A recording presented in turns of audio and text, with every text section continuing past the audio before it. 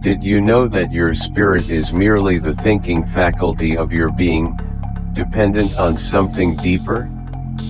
Today, we will discover a revelation that can transform your understanding of your divine origin.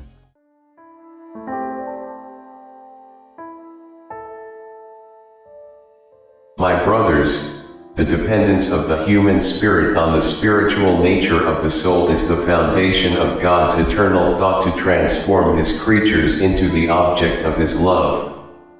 The principle of the universal religion rests upon that foundation, revealing humanity in its future freed from the yoke of the vices of the carnal nature and radiant with the attributes of the soul, whose nature is divine.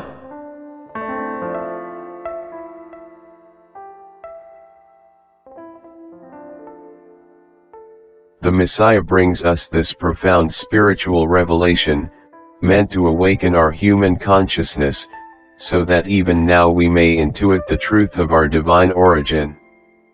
Let us place our full attention on the teachings He brings from heaven when He tells us, the dependence of the human spirit on the spiritual nature of the soul. He is telling us that the most essential part of our spiritual being is the soul, and that the spirit, our thinking faculty, depends on the soul in order to attain spiritual perfection.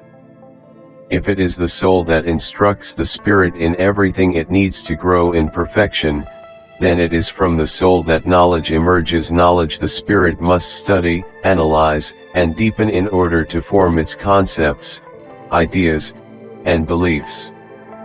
By putting these into practice, the spirit assimilates them, engraving within its spiritual memory a body of knowledge that will slowly lead it toward wisdom and perfection.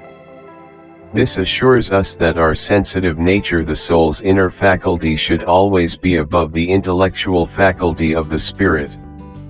The soul contains, in potential, all the knowledge the spirit must acquire along its long journey toward perfection. As we said in the video Universal Religion 01 Messiah, the incarnated spiritual being, the human being, is free to carry out in life whatever it considers best for its present existence. It has no obligation to follow directions outside its own will. This freedom belongs to the spirit when it is incarnated in physical bodies. However, when it exists in the spiritual world as a purely spiritual being, it has no body, no brain, the source of ideas and concepts belonging to physical life. In that state, the spirit is no longer dependent on bodily desires and attachments, but rather becomes dependent on the soul, as the Messiah teaches.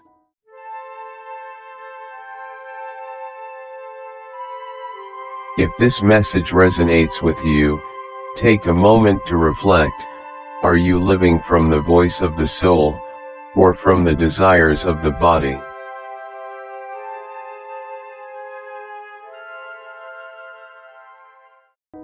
While living physical life, free will becomes conditioned by the body. In this state, the spirit may oppose its dependence on the soul, and in doing so, it ignores God and departs from the foundation of God's eternal thought, the very basis of the universal religion. Now we can understand why the love that springs from the soul when we love the Creator above all things transcends human desires and frees us from the yoke of the carnal nature. Through the soul we receive the light of our Father's truth, our spirits are illuminated, and from this light knowledge we receive everything we need in our lives. We now know that when we live in order, balance, and harmony, fulfilling God's sacred laws, the attributes of the soul shine forth. These attributes give us certainty and clarity in how to fulfill those laws in all our actions. When the Messiah adds, whose nature is divine, he is telling us that our soul comes from the creative spiritual source, that it was manifested by God, and is of His very essence. He does not explicitly say whether the spirit shares the same nature, but we may intuit that the spirit, created by God, begins empty without the light of knowledge and therefore depends on the soul to learn perfection. The Messiah teaches us, through the divine clouds he brings from the Father, that the universal religion is not a human idea. It is a spiritual state of being that springs from the soul. That is why he tells us he has brought it from heaven and wishes to establish it within our dwelling, because the kingdom of God, of his love, shall be upon the earth.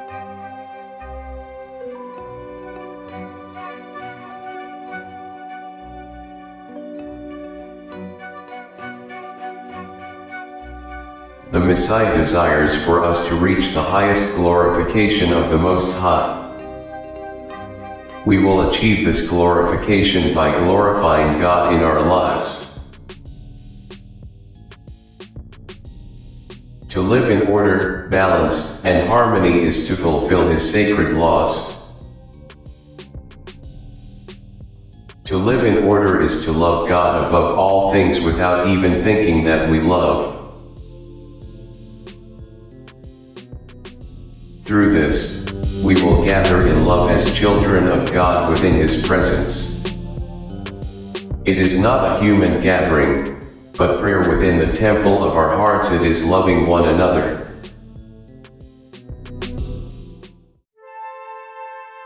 May this truth guide your path toward light, balance, and harmony. And may your soul lead your spirit back to the divine source. If this message spoke to you, share it so more hearts may awaken.